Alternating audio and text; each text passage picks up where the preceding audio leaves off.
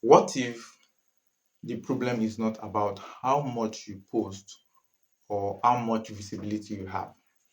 I personally am a big, should I say, big fan of visibility because I talk about visibility, growth, and sales. But in recent times, from my research, I realized that visibility is not the primary issue with businesses. Of course, if people don't know you, they won't buy from you. If they don't trust you, they won't patronize you. But there's something I realized that is much more deeper than visibility. It's very subtle, and I think that most people have not considered it to be a problem, which is what we are going to be discussing today. So, you're welcome to this podcast. My name is Coach Temi. I discuss about businesses, life, branding, and purpose. And if you are just joining this channel, I would encourage you to subscribe and check out all our previous conversations and also drop comment for us. Thank you so much. Please share this video, like so that more people can see it. All right, back to our topic for today. Have you perhaps paused and ask yourself if your brand feels suck? If you be sincere with yourself, there are some questions that you have to ask yourself and answer yourself. And that's exactly the whole point we're going to be discussing today. Most people think that their branding is all about visibility. Some people think their branding is about logo. I think I've spoken about that before. But I've also spoken extensively about visibility in business or in as related to a brand. Others consider branding as how consistent they are, the content they put out there, and also the algorithm. What if is none of the what if the primary problem is not about any of this? What if it is something deeper, which I call an identity problem? Today we're going to be talking about brand archetype. Have you ever thought of what your brand archetype is? What is it that? And we are going to go deep into it. But after working with several brands and businesses around different continents, professionals and business people, one thing has become very clear to me, and is that most people or most brand problem are not tactical problem, they are identity problem. And we're going to get deep into this, but I want you to follow me. What we want to discuss today is called brand archetype, and I have 6 different brand archetype we're going to be looking at. You are going to find yourself in the picture, I can guarantee that, because while I was preparing for this, know how you are preparing a podcast and you are seeing yourself like you are facing the problem of your life. Like the problem of life is facing, like staring at you, and you had to just face it head front. I had to start asking myself questions. I've been working on this for almost a week plus, asking myself questions, researching. This was about myself, my own brand, not even preparing for this podcast. But it was preparing for it that led me to finding myself. Then I started asking myself some identity questions to really probe if I'm I'm a victim of what I want to talk about. And to be sincere, I'm a big victim of what I want to talk about. But along the way, I've been able to help myself get to a point which I will still be working on after this video. So I'm very, very excited to share this whole idea of brand archetype with us. And I must say that I want to give credit to a book I read that exposed me to a part of this, which is Unlock It by Dan Lok. I learned wealth archetype from Dan Lok, but and I had to adapt it to what I talk about, which is brand archetype. And I was able to infuse, I got some ideas from it and I developed it, and made it a full-fledged brand archetype that we are going to be discussing today. So people don't struggle, some people do not struggle with showing up. I know that some people struggle with visibility. And I think at one point or the other, we all struggle with visibility before some people, got over that and found their own footsteps. But many people still struggle with visibility, which is fine. But many big and small brands struggle with identity. And many of them, or should I say, some of them do not even know that it's an identity problem. And this is why this topic is very, very fascinating to me. Some people don't struggle to show up, like I said. because they don't know what to post. They don't struggle because they don't know what to post. They struggle because they are settled in who they are not settled in who they are showing up as.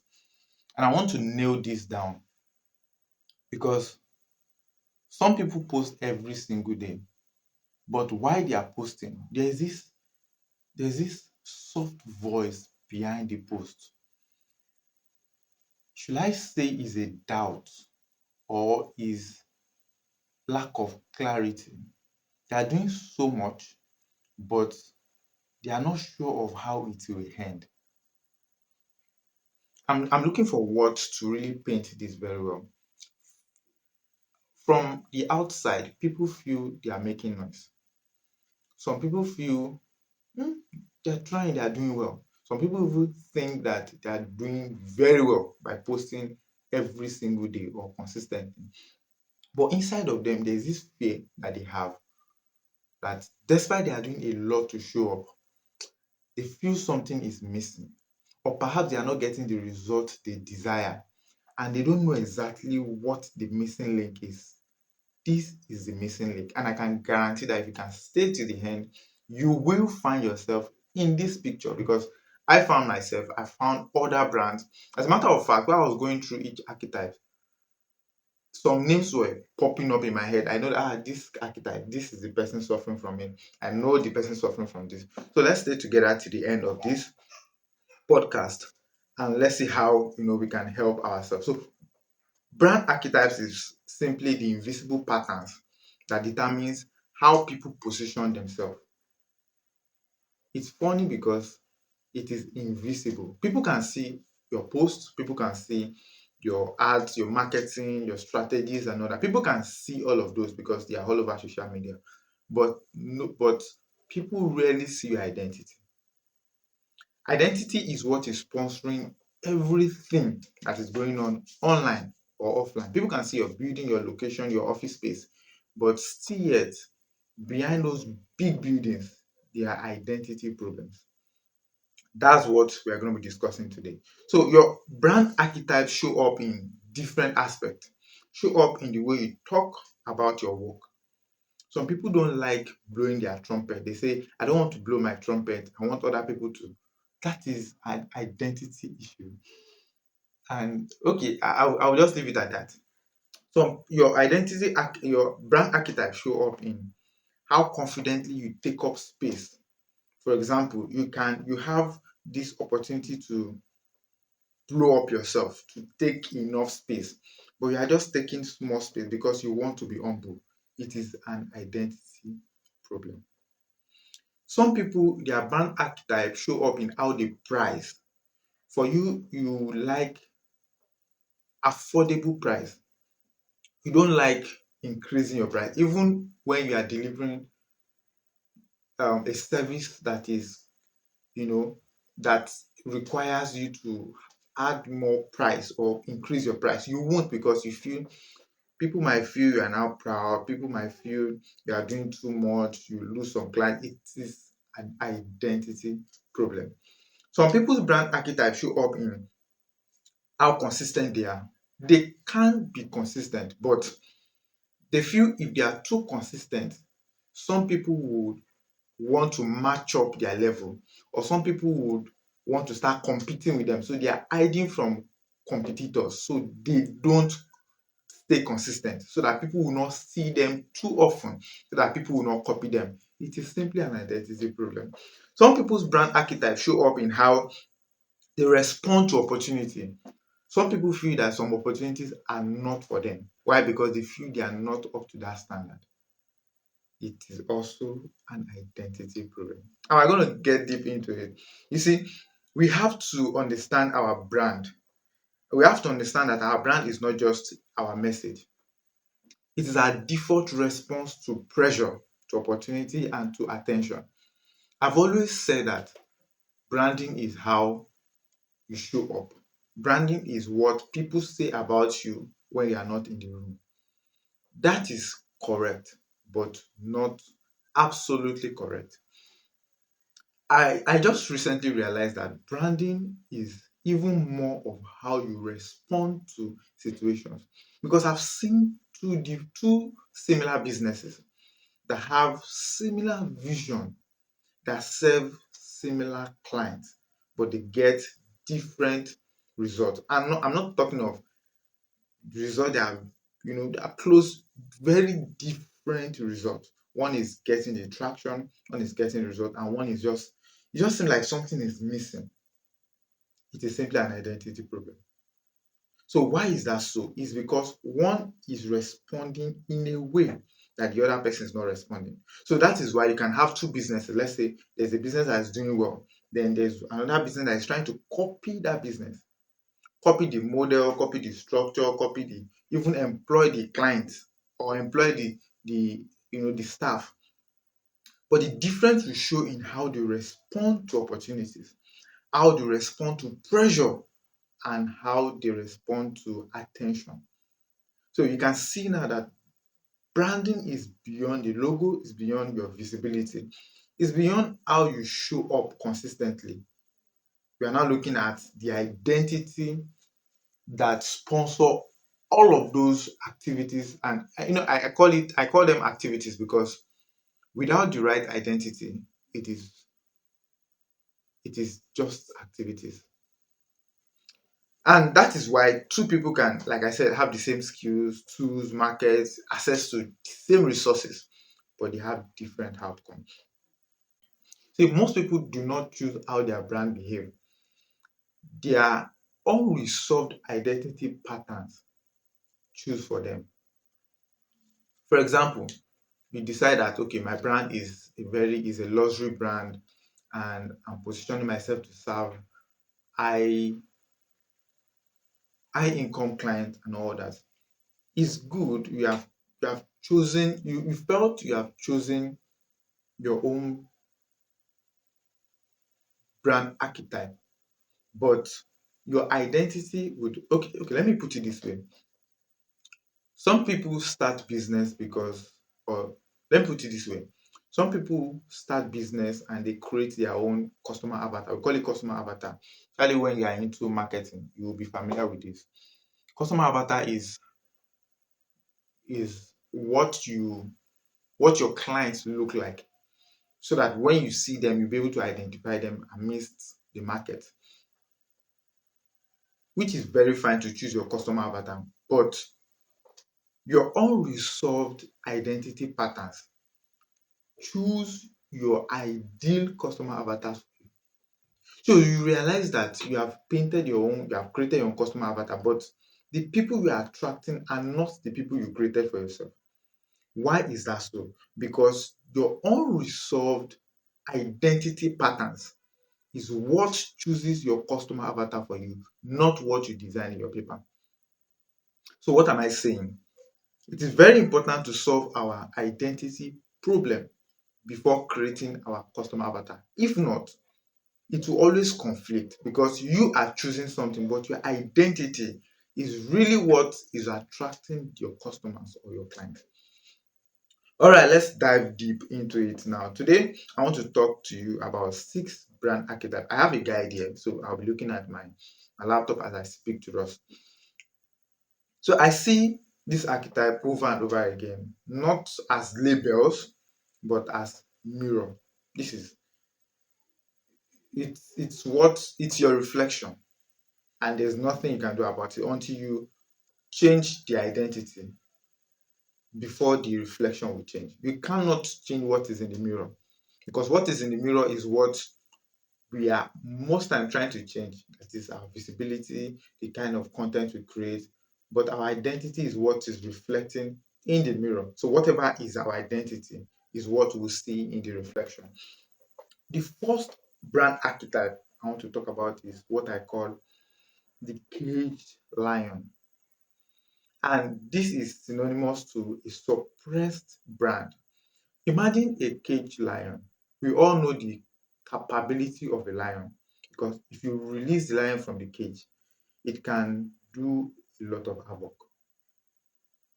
But some brands have successfully suppressed themselves, and that's why I call them caged lion. They have the skills, they have the finance, they have the team to execute at a very high level. But because of now think of it as, let's say you are in a village, you are the most powerful warrior in a village, and you want to help, you want to save the people, the villagers, but the elders in the village are telling you not to do it or not to fight the other villagers because you don't want to, because they have an alliance with you or with your own village, or because there's something they are getting in return, or probably because they don't just want to cause trouble. So you have to suppress yourself to satisfy the elders. Exactly, that's the picture I want to paint. So some brands have successfully suppressed themselves to satisfy other people. They have what it takes. This brand knows it has more to offer, but refuses to step fully into it. They are very professional. They are safe brand. They are very polite. They are very intelligent. They have the right thing, but they don't sound distinct because they are trying to please some other people. Either see, most times when we post content, we get validation from different people before we release the content online. There are so many people, we have recorded videos, but they have never seen the light of the day. Why? Because you are seeking validations from people before you post that content. Some people seek validation from their pastors before they post online. Some people seek validation from their boss. Some people from their parents. Some people from their siblings. Not because they will call them and ask them, can I post this content? But in their mind, they are picturing, they are trying to ensure that their posts satisfy those people before they release such content online. And I'm not saying that you should just do record any video and just release online. I'm saying that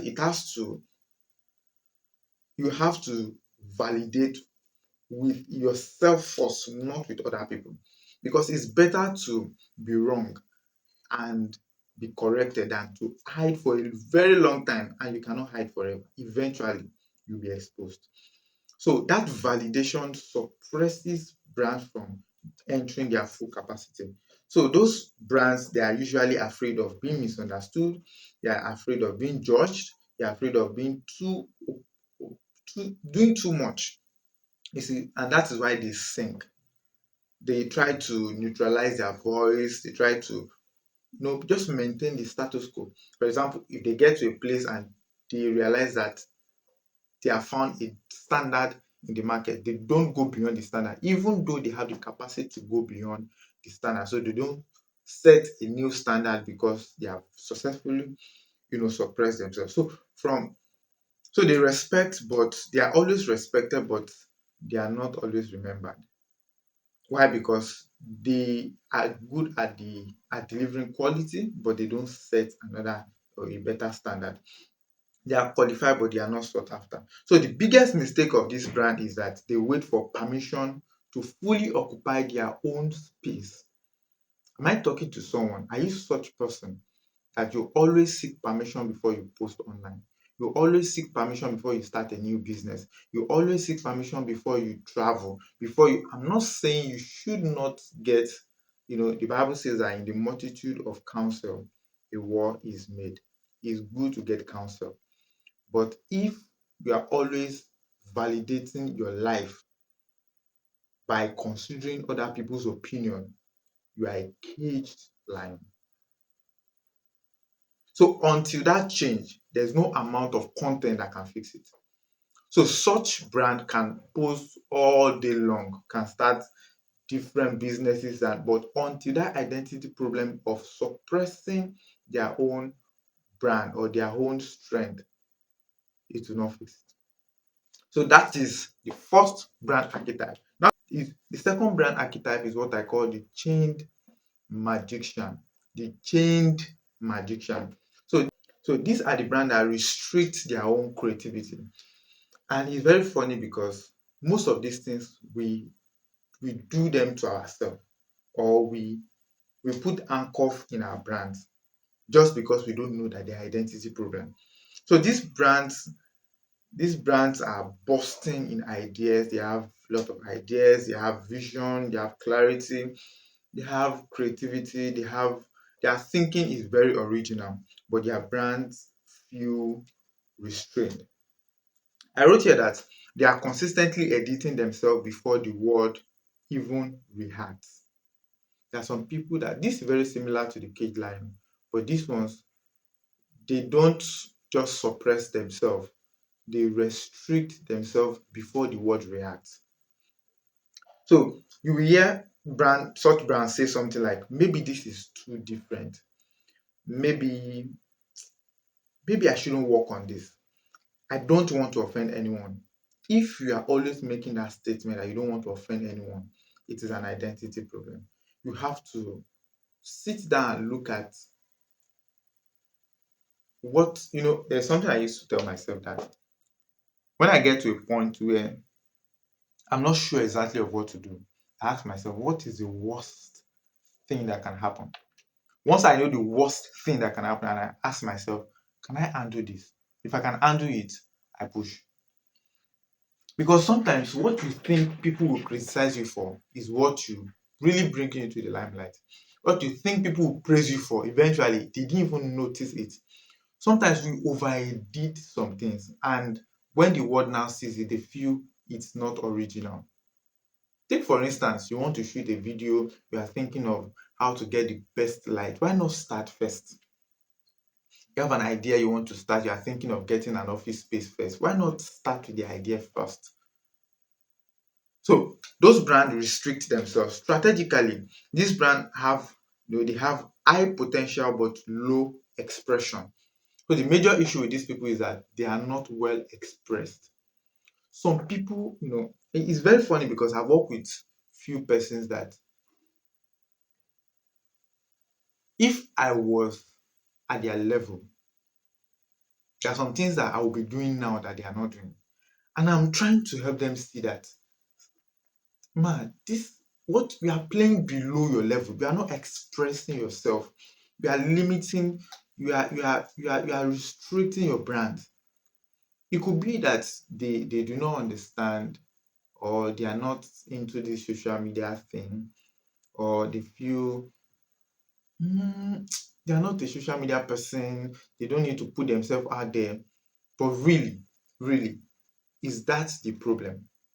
Or you just feel that you should restrict your brand? So all this might not show up in the surface. But when you ask yourself some sincere questions, you now realize that, wait, I'm actually restricting this brand. What's the worst that can happen?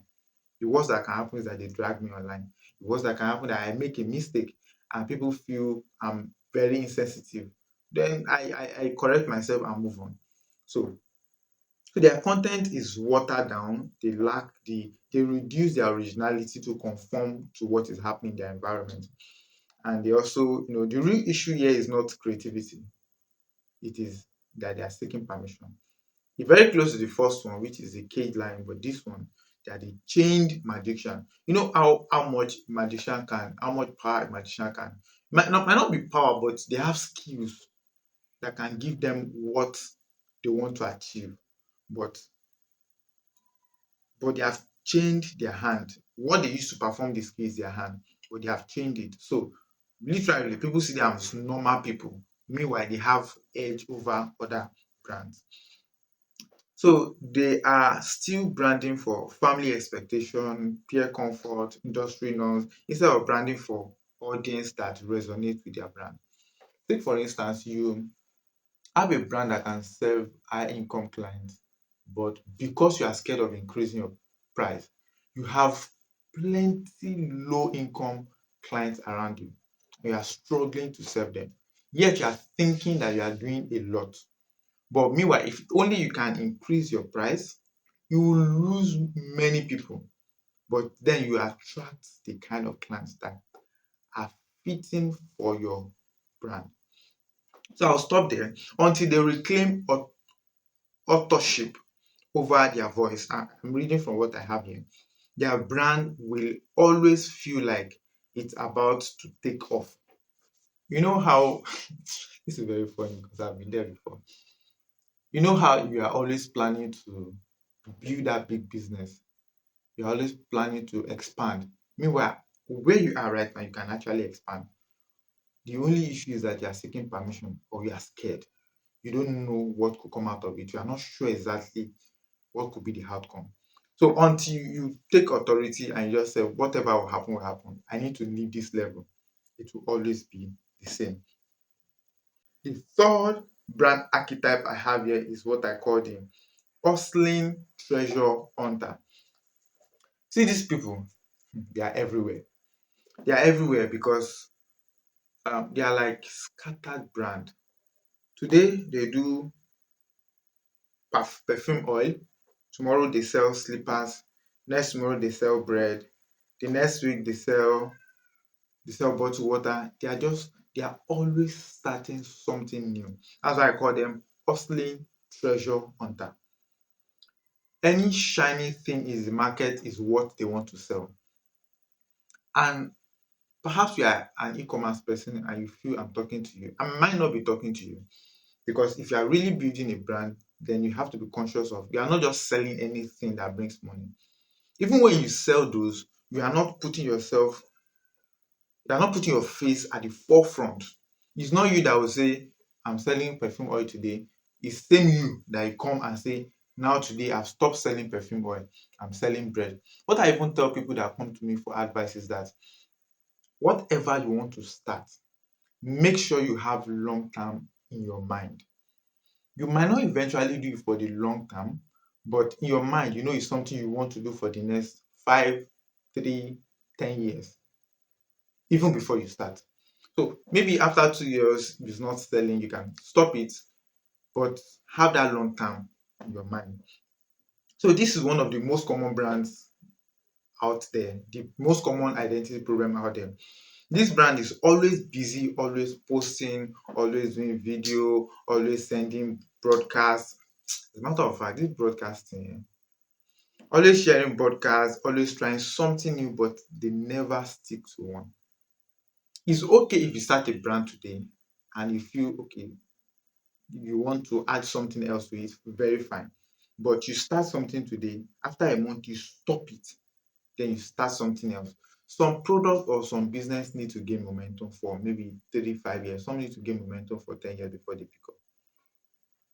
So from the outside, it looks like they are experimenting, but from the inside, it's lack of conviction. And I believe that if several businesses are in this loop. You are always thinking of what new thing you can start. So some people even come to you and ask you, sir, what business can I do? That's a lack of conviction. That should not be the question. The question should be, who are you? Because really, your business is not existing outside of you. If you are the one starting the business, this business is an offshoot of what you represent. So if I'm selling charger, there's a part of me that is sponsoring what I'm selling. Because most times when we start businesses, we start as growing business before it all expands. Except if you have the money already and you just put every needed structure in place. That's where you can say, okay, I'm totally separate from my business. But most people, they start the business and they are the major promoter of the business. So if you want to promote a business, it has to be connected to your identity. Are you someone that do not smoke, yet you want to start a cigarette company? It does not go in line, except if maybe you have all the money, you just start it and put someone in charge to run it for you. But you are advertising what you don't believe in. That is where identity problems start from. So they don't trust one message. They don't trust that one message is enough to communicate their idea. They are also very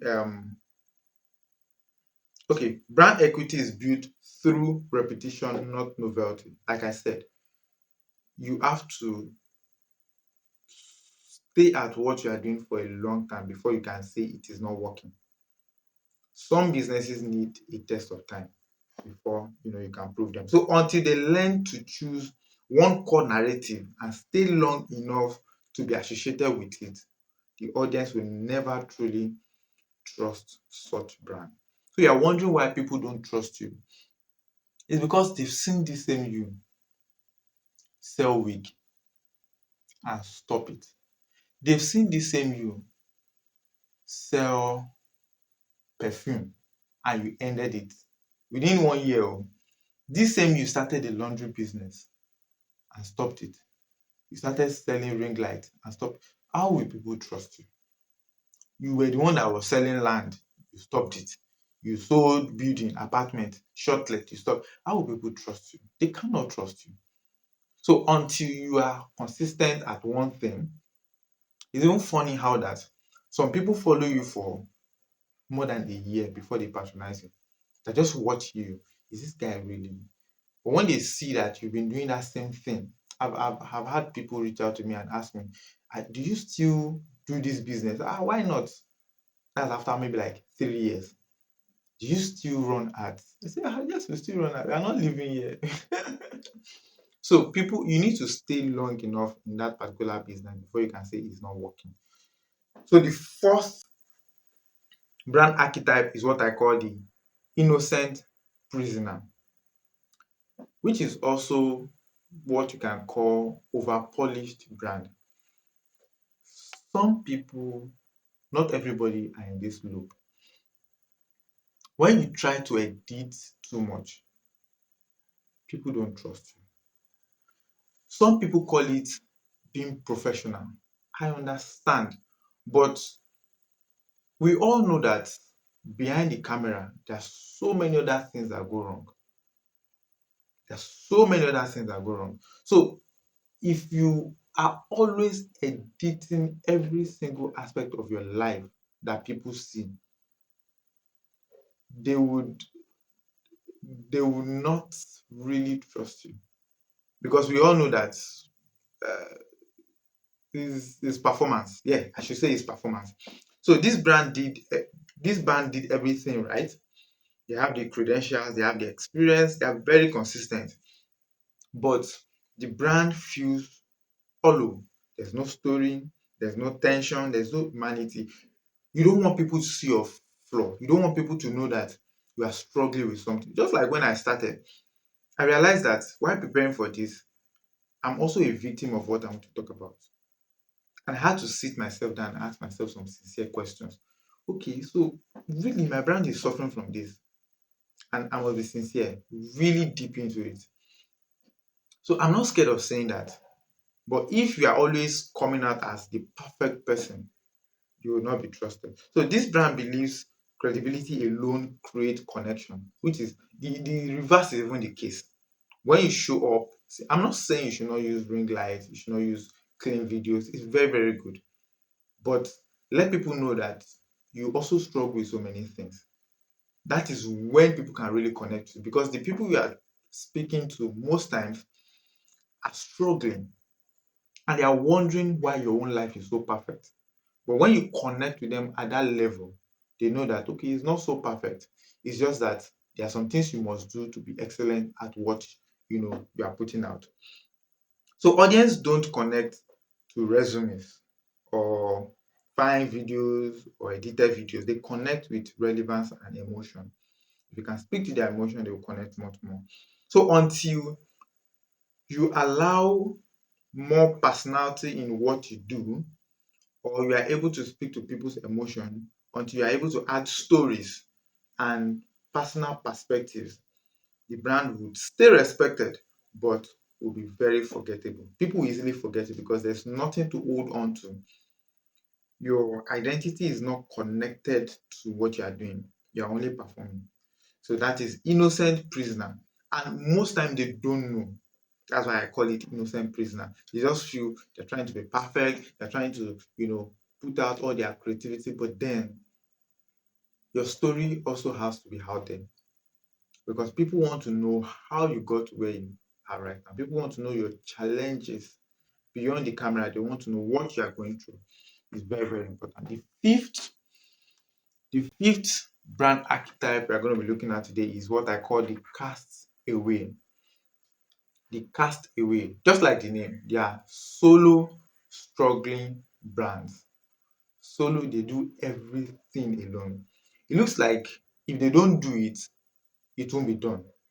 So this brand is very authentic, hardworking, passionate but always exhausted. Of course, what do you expect if you do everything alone? You will always be exhausted. So they feel that it's better to make a lot of money and keep it to themselves than distributing that money among their team members. They don't even believe in team members because they feel why, and most times they have all the skills. And I think many of us could be in that loop also because you are very skillful. You think, why should I employ someone to do what I'm very good at? But the idea is to always move from being skillful to become a leader, to become someone that can give vision, become someone that can give direction to people, even though you know how to do that thing. Allow other people do it and fail at it, then you correct them. Because over time, you cannot always do, be hands-on. You have to be able to think. I was listening to a podcast by Maron Godin, and he was giving us levels of I can't remember now. I think levels of not achievement, maybe levels of success. So he said the lowest level is implementation, then followed by but the highest level is imagination. I can't remember the two two I can't remember, but the lowest level is implementation and the highest level is imagination. That is the point where you are not always hands on. Most of your work is in your brain. You think and you communicate. You think and you communicate.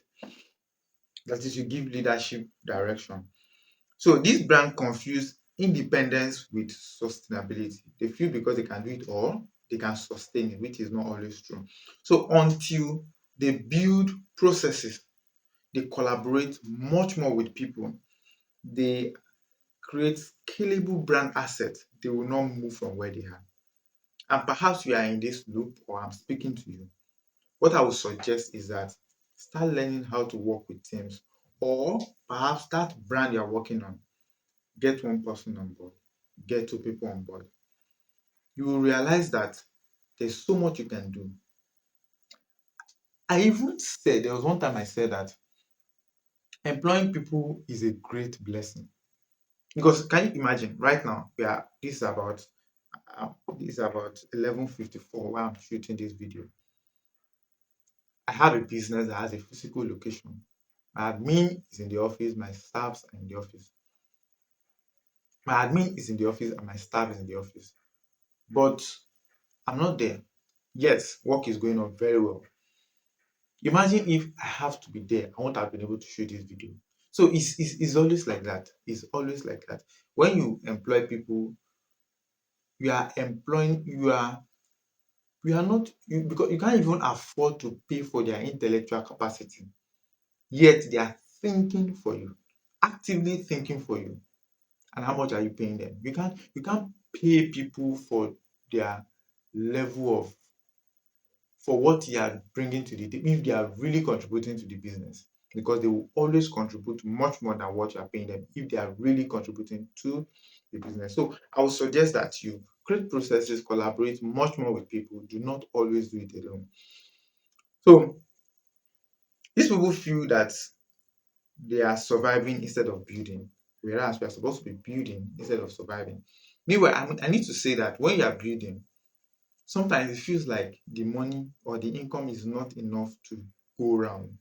But if only you can stay long enough to manage what is coming in, it will eventually increase if you are really building and it will be sufficient to go around and you even have much more left over. But if you keep managing what you have, thinking that you can always survive on it, it would always depreciate. So when you are trying to survive on something, it will always reduce. But when you are building, it will always increase.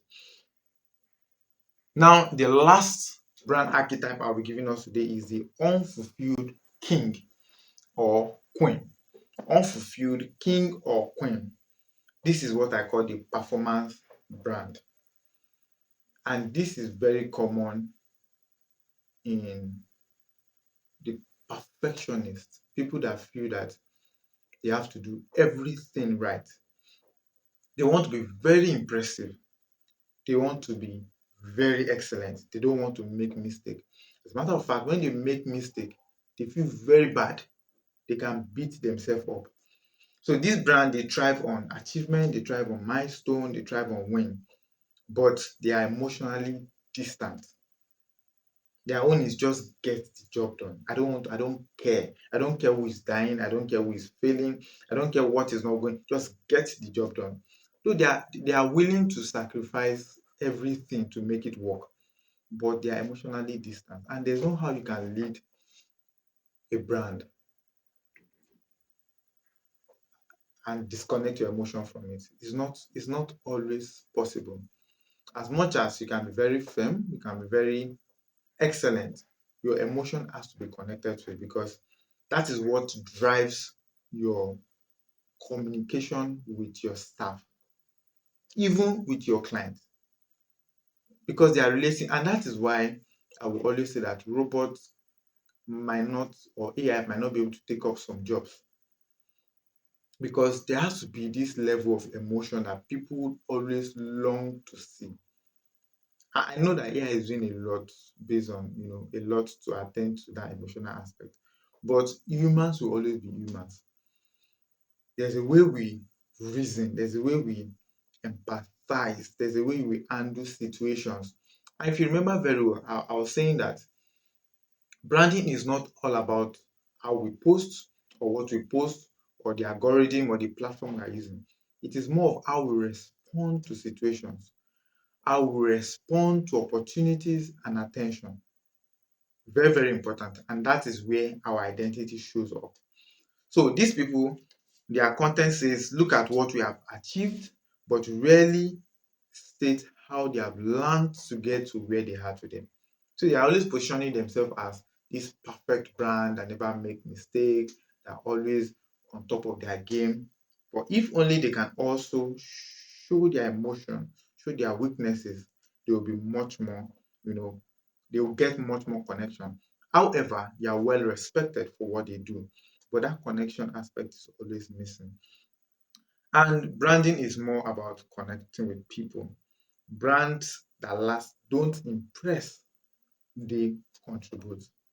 They don't impress because people don't care what you know until they know how much you care. So that is why it's not always about impressing people. There's some people you can't even impress. You can only contribute to what is happening in the market. So until this brand shift from proving to serving, they will not be able to connect with their audience or connect with their staff. So it will always feel like it needs to do more to be enough. So that's how it feels. So those are the 6 brand archetypes. So I know if you have followed me this far, then I would also say that you do well to subscribe, like, and share this video so that much more people will see this. I want to believe that you found yourself in this old brand archetype. But I want to say that you are not one brand archetype forever. You will always change. That is why you might have seen yourself in 3 different brand archetypes. Over time, based on your knowledge, your exposure, your plans, you always change, or the phase of life you are right now, you always change. But the goal is not to be perfect. The goal is to be aware of what your identity is suffering from and know how to fix it. You might not always be perfect, but you can always work on becoming better and serving people better. So, like I said, the goal is not to impress, the goal is to contribute. Because once you know the pattern you are operating from, your branding decisions become clearer and lighter. You can make decisions that are informed, not just try and error. So before you post, you know exactly the identity that is sponsoring that post. Are you posting out of fear? Are you posting because you need followers? Are you posting because you need likes? Are you posting because you want to validate people? All this has to spring up from the right identity, from the understanding of the brand archetype you have suffered from, or the identity you are operating from. This is very, very important. So I'll close here. Branding is not about shouting louder. It is about becoming very clear and understanding how you react and being able to control how you react to situations. So Before you change your content or rebrand, ask yourself, who is my brand right now? You have to be able to define who your brand is and why. Recently, I started asking myself, why do I exist? And that question feels okay. So, the way I wanted to answer the question was to go to scriptures and say, I'm the righteousness of God in Christ Jesus, which is very, very true. But that is also shying away from my identity. That is my identity in Christ. But when serving people, who am I? How am I relevant to people? If I stop being a media and brand strategist today and I become a pastor, will my why still be the same? Am I going to change how I serve people because I'm changing roles? If my why also changes or my identity changes because I'm changing roles, then I don't understand my identity. So ask yourself, why do you exist? What do you have to give to this world? Maybe I should not, I would have loved to call it purpose, because once we call it purpose, most people spiritualize it. I'm not calling it purpose. I'm just asking you, why do you exist? What can you give to this generation? How do you serve people? Once you can understand that, then you can know how to trace yourself back. And every other thing you do will spring up from that consciousness or from that clarity of who you are and how you serve people. I hope that this podcast blesses you. I'd like to get feedback from you. What do you think? Were you able to find your brand archetype? What do you feel I should have said I didn't say? I know I'm not perfect. I'm just trying to share my own idea on what I've learned and what I've researched with you. See you same time tomorrow. Sorry. See you same time next week on this channel. I remain Coach Temi, Media and Brand Strategist. Bye for now.